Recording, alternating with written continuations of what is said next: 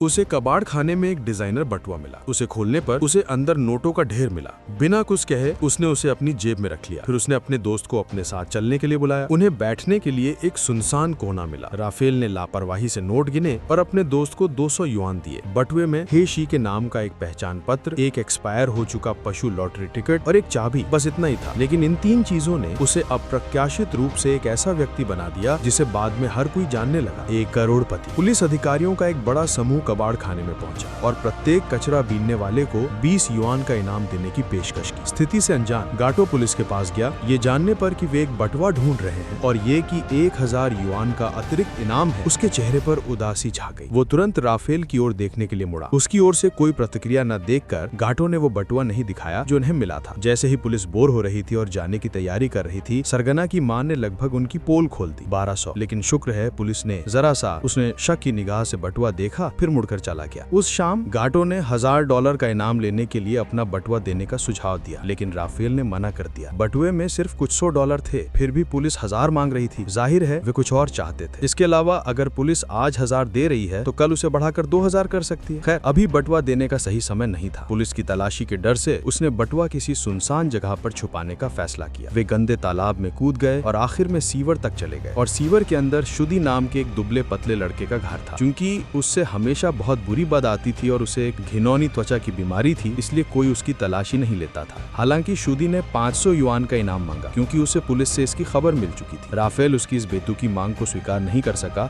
उसने अपना बटुआ उठाया और जाने ही वाला था कि शुदी ने उसे पुकारा, आंटी आंटी यही तो चाहिए, तुम क्या कर रही हो? औरत, शांत हो जाओ, मुझे पता है ये जूते कहाँ से आए हैं। ये कहाँ से आए? वही वाले।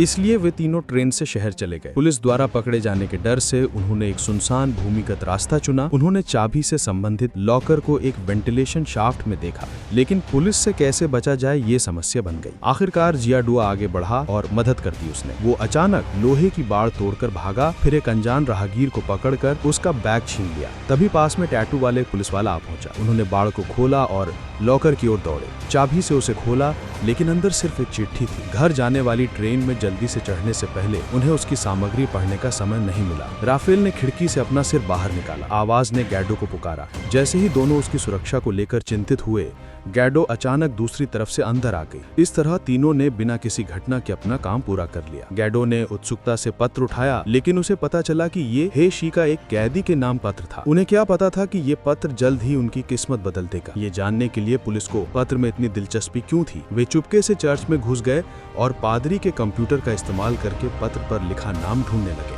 उन्होंने पाया कि कैदी एक वकील था जो गरीबों का प्रतिनिधित्व करने में माहिर था और एक कट्टर भ्रष्टाचार विरोधी कार्यकर्ता था। दुर्भाग्य से बाद में उसे सत्ताधारियों ने कैद कर लिया। पुलिस ने सभी कबाड़ियों को पर्स ढूंढने के लिए लगा दिया। हालांकि फ्रेड ने गौर से देखा कि 2 बच्चों से जिनसे उसने पहले बात की थी वे काम पर नहीं आए थे। इससे उसे तुरंत शक हुआ। उसी रात उसने चुपके से राफेल को अपहरण करने के लिए आदमी भेजे। जब तक गाटो को समझ में आया कि क्या हो रहा है, बहुत देर हो चुकी थी। उसने जल्दी से पादरी से मदद मांगी। दोनों पुलिस स्टेशन पहुंचे। पादरी ने उसे एक तस्वीर दिखाई और राफेल को वापस करने की मांग की। जिंग युआन ने उसकी बात अनसुनी कर दी। क्रोधित पादरी लोहे की गेट से टिककर राफेल का नाम पुकारने लगा। राफेल, क्या तुम मुझे सुन सकते हो? राफेल, ये तुम्हारे पिता है जूनियर। मैं तुम्हें घर ले जाने आया हूँ। राफेल, जवाब दो। कमीने, तुमने उस लड़की से शादी कर ली। मेरे सामने मत खड़े रहो। तुम हमें छोड़कर नहीं जा सकते। वो है। उसका नाम क्या है? उसका नाम राफेल है। दोनों पुलिस स्टेशन में बेबस होकर बैठे रहे। पुलिस स्टेशन के प्रवेश द्वार पर, लेकिन उन्हें ये नहीं पता था कि राफेल वहां नहीं था। फ्रेड उसे खाली गली में ले गया, फिर अपने आदमियों से उसके सिर पर बोरा डालकर उसे पिछली सीट पर पटक दिया। उन्होंने गैस पैडल दबाया, खाली सड़क पर जोर से ब्रेक मारे और सांप की तरह मुड़े राफेल के शरीर को बार बार आगे पीछे उछालते रहे। जब तक पुलिस की गाड़ी रुकी, उसके सिर से बेतहाशा खून बह रहा था। तभी फ्रेड ने शांति से बटुए के बारे में पूछा। मुझे मिल गया, मुझे $3000 मिले। ये सुनकर वो फिर चुप हो गया। फ्रेड ने आह भरी, फिर अपने आदमियों से उसे ले जाने को कहा। इस बार उन्होंने राफेल को डिक्की में बंद कर दिया और 1 घंटे तक यातनाएं दी। जब पुलिस वालों ने डिक्की खोली तो वो पहले से ही कमजोर और मौत के किनारे पर था। फ्रेड धीरे से उसके पास गया और बताया कि बटुए के मालिक होसी को उन्होंने पहले ही यातना देकर मार डाला था। अगर राफेल ने सच नहीं बताया तो उसे होसी का हश्र भुगतना पड़ेगा। लेकिन वो अच्छी तरह जानता था कि अगर उसने बटुए का ठिकाना बताया तो उसके दोनों साथी फंस जाएंगे। फ्रेड का धैर्य जवाब दे गया और उसने तुरंत अपने आदमियों को उसे मार डालने का आदेश दिया, फिर गाड़ी चलाकर भाग गया। पुलिस वालों ने अपनी पिस्तौलें उठाई, लेकिन अगले ही पल उन्होंने बगल की खाली जगह में गोलियां चला दी। वे एक 14 साल के लड़के को मारने की हिम्मत नहीं जुटा पा रहे। इस तरह राफेल मिरेकुलसली बच गया। अगले दिन उसे सड़क किनारे कूड़ा बीनने वालों ने पाया। समूह तुरंत उसे चर्च ले गया। पादरी उसे घूंसे मारते और उसके घाव पर टांके लगाते हुए उसने इशारा किया कि अगर उन्हें बटुआ मिल जाए तो उन्हें मौका रहते सौंप देना चाहिए। लेकिन बटुए के पीछे छिपे रहस्य की कीमत वे अदा कर चुके थे, यहाँ तक कि अपनी जान भी गंवा बैठे थे। वे बीच रास्ते में कैसे हार मान सकते थे। पादरी के जाने के बाद समूह भटक गया था। उनके पास बस एक कैदी की जान का सुराग था। अब बाहरी मदद लेने का समय आ गया था। उन्होंने पादरी के सहायक को ढूंढा और बताया कि राफेल बहुत खतरे में है और पुलिस पर मुकदमा चलाने के लिए उसे एक पेशेवर वकील की जरूरत है।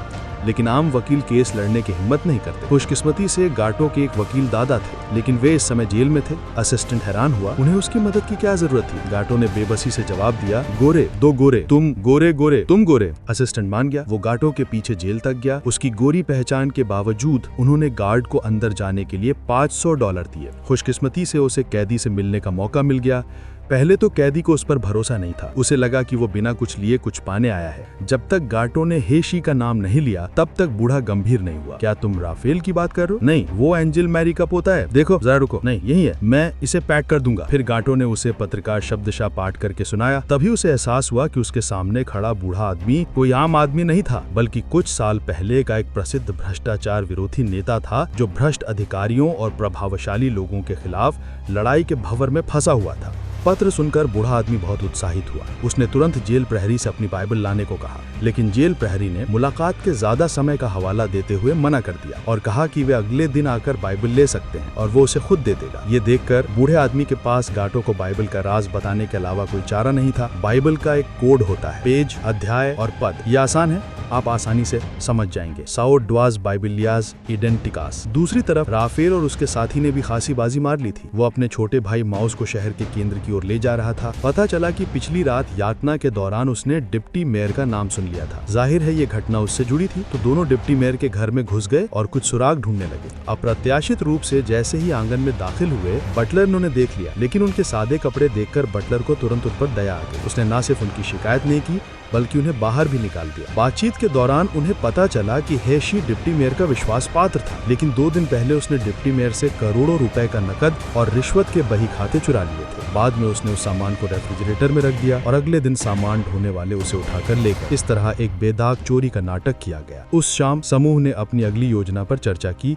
और समझा कि केवल बाइबल हासिल करके ही वो रहस्य सुलझा सकते हैं और रेफ्रिजरेटर पा सकते हैं। लेकिन इससे पहले कि गाटो से ले पाते, जेल प्रहरी ने बदले में $1000 की मांग कर दी, जिससे वे मुश्किल में फंस गए। सबने असिस्टेंट की तरफ देखा, लेकिन असिस्टेंट के पास भी इतने पैसे नहीं थे। उसने पहले उनकी कहानी रिकॉर्ड करने और फिर कोई हल निकालने का सुझाव दिया। जब समूह अभी सोच ही रहा था, उप महापौर को उनके जेल जाने की खबर मिल चुकी थी। उसने तुरंत फ्रेड को फोन किया और बच्चों से जल्दी निपटने को कहा। राफेल ने अचानक बाहर पुलिस के सायरन सुने, वे तीन जला दिया। बेघर कूड़ा बीनने वाले चर्च में जमा हो गए।